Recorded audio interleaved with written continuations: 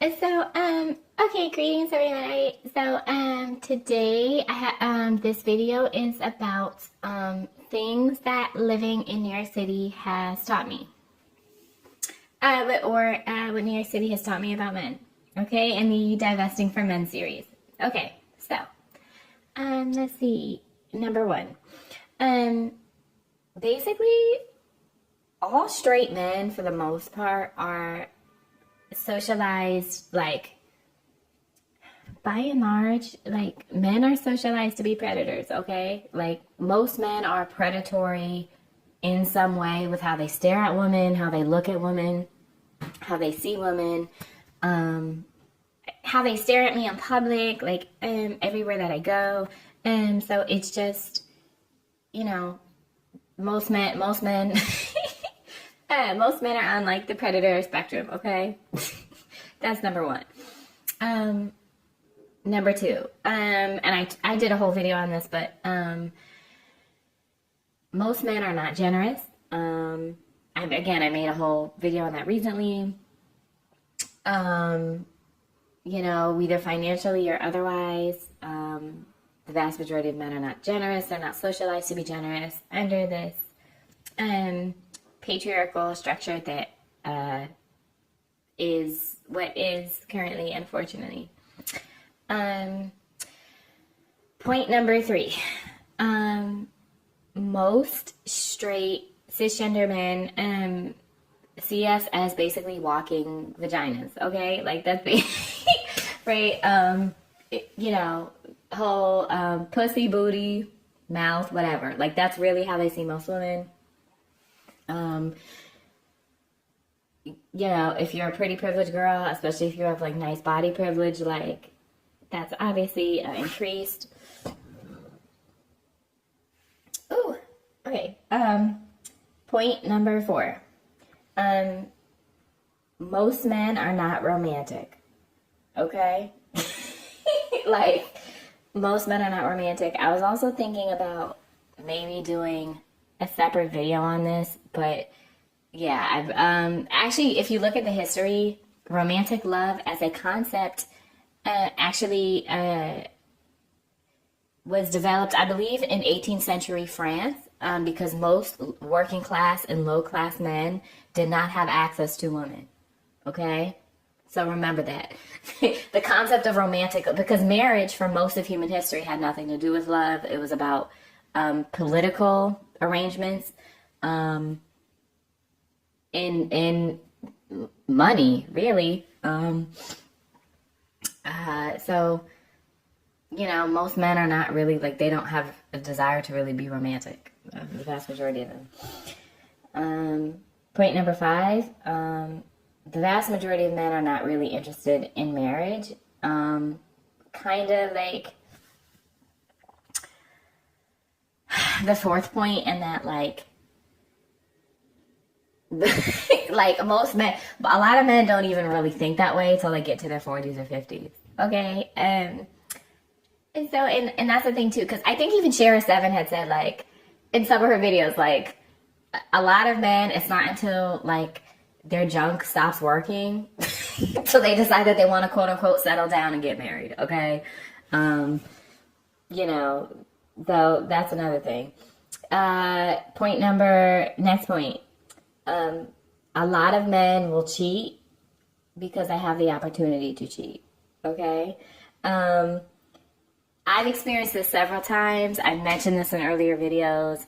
A lot of these men are not forthcoming with, like, especially too, like, if you live in a major city, the vast majority of men here are not, a lot of them are not, like,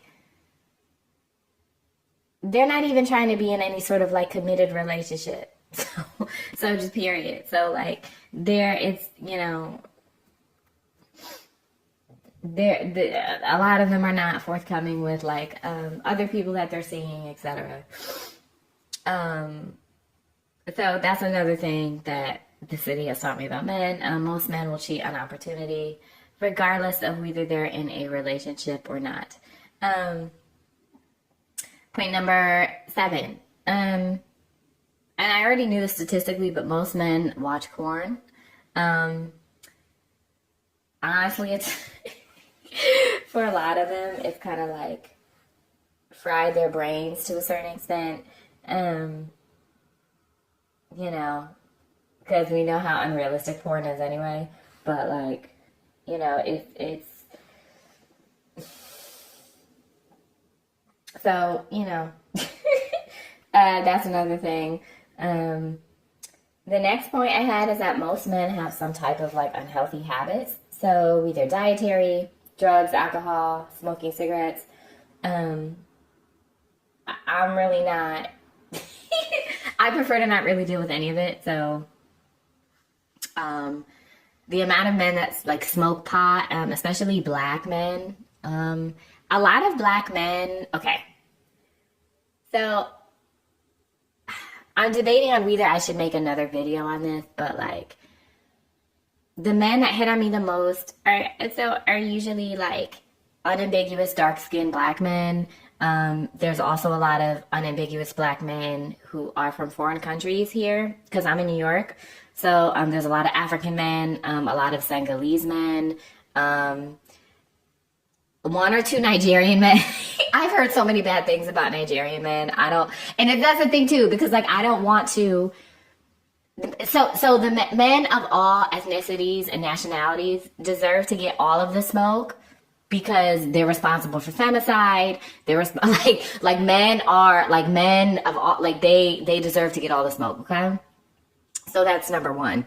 But it's oh my god, like. But mostly it's mostly black men or the non-black men who are often like pursue me the most, right? Because most men are physically attracted to me, and that's not to gloat, but if you're a woman with a nice body, most men are going to be attracted to you. That's the reality. So that's why you get to take up space because you're that girl. Right, if you have that. But like the most non-black men that are attracted to me tend to be, in my experience, I noticed a lot of Puerto Rican men are. And because I'm a lighter skinned girl, because I'm high yellow, a lot of people assume me to be mixed race or assume me to be not unambiguously black, right? Black men and non-black men. So there's a lot of Puerto Rican men, also a lot of Latino men, and also white men who like, girls with nice bodies. So that's the thing too. So like, but I think like even EU said in a video recently, Exoticals United, that like, I think it was about a weaves and wigs video. I think too, a lot of black men see, and this is a side note, okay? But since this video is a Divesting for Men video, one point that I want to mention is that I notice a lot of, I think it also could be my body shape too, but because women with certain, how do I say this? So because women with certain body types, right, get a certain level of attention, because I'm a woman who's voluptuous and because I have a big booty, a lot of dark-skinned, unambiguous black men, they see like, right, the black men in the media, the rappers and stuff, who go after the woman with my body type, right? Like I have a Cardi B body type, but I'm much taller than her, right? Cardi B's tiny. She's like 5'2", 5'3". I'm 5'11", right? Supermodel girly. So, and because of my height, my stature, but my body type, right? And right, I'm light skinned with a booty. And right now I also have my hairstyle now for the past year or so. I have like 40-inch locks in, but again, I'm 5'11", so it suits the 40 inches sounds long, but it suits my body type, right? So if my hair is completely like fully down, it will come to like, if I were to have it like fully down, it would come to like halfway down my thighs, right? But anyway, so because how do I say this? a lot of unambiguous black men, right? So my body shape plus my hair texture, they see that and think that like, oh, that like I would be interested in them or I would date them, and that's not necessarily the case. If so, okay, this is another thing too. If I get to 1,000 followers, I may release like a types of men that I would date video. You know, I guess if you want to see that, let me know in the comments. But yeah, but that is something that I noticed, and that I honestly, regardless of the hair that I wear, because of my body shape, I know I'm going to attract the black and MLS men, right, and Latino men. I might, you know, that's just that generally they tend to kind of most of them are obsessed, right, whether they admit it or not. Watch the eyes, watch the body language, okay, because that's going to tell you everything. That's going to tell you everything. Okay. Next point.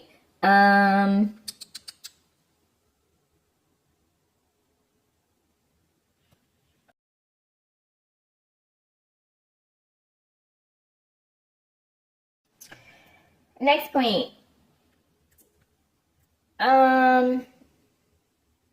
Most men. Okay, so most men are extremely transactional. Okay. I notice this too as a woman with high standards. Okay. Because I have the standards that I do, right? And some guy just says, oh, can I get your number? I'll literally say to him, I'll usually say one of three things, right? I'll either say, where are you taking me? Right? To insinuate that I'm a girl with standards and you need to come correct. Because I'm in New York and a lot of these ninjas out here, you know, want to act like, oh, like they can approach, you know, get a baddie on discount. No. Okay? Chanel does not go on sale. Okay? Balenciaga does not go on sale. Okay? Lamborghinis do not go on sale. Okay? I'm that girl. You gotta pay the price for the entry. That's how it goes.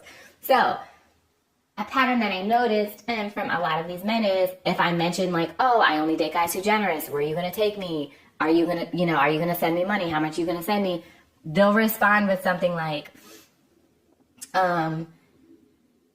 if you're a woman who's watching my page and you're triggered by that type of stuff, or you're a pick me, this is not the channel or space or page for you. Okay, men are not a prize. They never have been a prize. They will never be a prize. Okay, so I'm just saying what it is. If you want access to a luxury girl, you got to pay the entry fee. That's how it goes. Okay, so that's number one. But another thing is that, you know, a lot of these men, when you say things like that, they will like, especially if they're dusty or like they look, first of all, if they look like they're dusty, I'm just going to be like, no, you can't afford me. I'll say something like that. And if he really wants you, right, if you say something like that and he really wants you and he has the means, he may rebut with something like, oh, well, how do you know that? Or like, oh, like to try to prove himself because he wants to impress you, right? That's what he should be doing. A lot of these dusty men, they know they can't impress you. So I'll say something like, you can't afford me, and then they get the and then they'll get the message. But like, okay, so there's that. But, you know, if he's dusty and he wants to like try you, he may say something like, oh, well, what are you gonna do for me? Or like, you know, like assuming like something sexual or illicit, because a lot of these men, again, are like incels, and, you know, they'll do anything to try to like have access to a woman's body. And I'm like, oh, no, I'm not that type of girl. Even if I was an ex-worker, you couldn't afford me because I'd be high-end, okay? You can't afford a woman who looks like me. It's not going to happen. Just the audacity of men, okay? So that's, you know, most men are extremely transactional. Okay, and the final point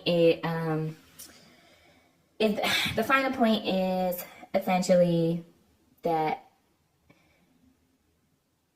if you're talking about like cisgender heterosexual men, someone that has empathy, actually values women, has access to money. So for me, this is like, you know, low six figures in New York City is like, that's like middle class. Okay. Okay. Six figures of today is not the six figures of the early 2000s or the 90s. Okay. So, 90s, I was a baby. So I don't remember that, but from what people tell me, a six-figure salary in the 90s was like, you know, wealthy. So, but obviously that's not the case now because capitalism. But basically somebody who, you know, has empathy, values women, has money, and is generous, right? Because generosity is a character trait. And regardless of the amount of money that he has, but is generous, is anti-patriarchy, right? That has started that process. You know, and somebody who I find at least semi-attractive. That's a needle in a fucking haystack, okay? Like, I've never met a man that met all of those qualities. Okay? Like, that's extremely rare.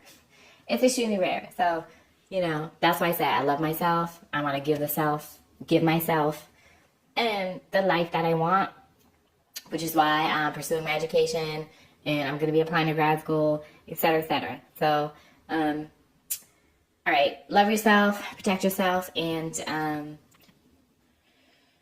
I'll see y'all next time. All right, toodles.